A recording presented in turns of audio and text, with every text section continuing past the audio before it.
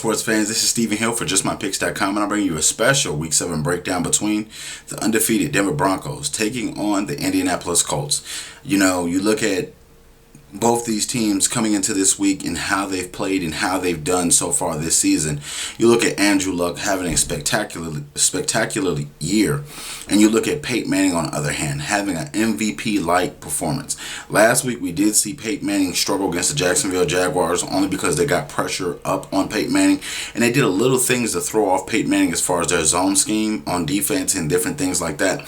But in this football game, I'm going to make it clear this is the old legend versus the new up-and-coming legend to be in Indianapolis.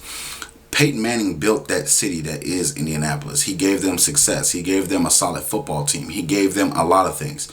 Yes, he will be getting a tribute this week. Yes, he will be. They will be singing his praises from the highest point in the stadium.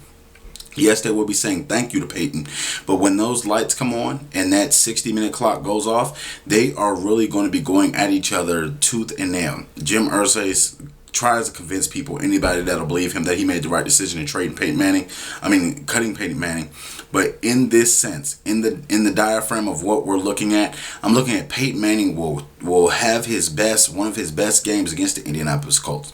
Yes, the Colts defense has vastly improved. Yes, they've made a lot of changes, but when it comes down to it, they don't have enough weapons to stop Peyton Manning. When you have Demaryius Thomas, you have Thomas the tight end, you have Wes Welker, you have Eric Decker, you have Noshawn Moreno, you have Monty Ball, you have a lot of playmakers on this offense. Not to mention, this offensive line is getting a lot better each week for Peyton Manning. I know when they lost Clady, I thought that they were going to struggle even more, but they are solidifying themselves as a solid offensive line, and they are getting the job done. On the other side of the ball, will Trent Richardson really be a factor? He really hasn't been a factor since he's been a member of the Indianapolis Colts, when you look at the body of work that he's put in so far for 4 weeks.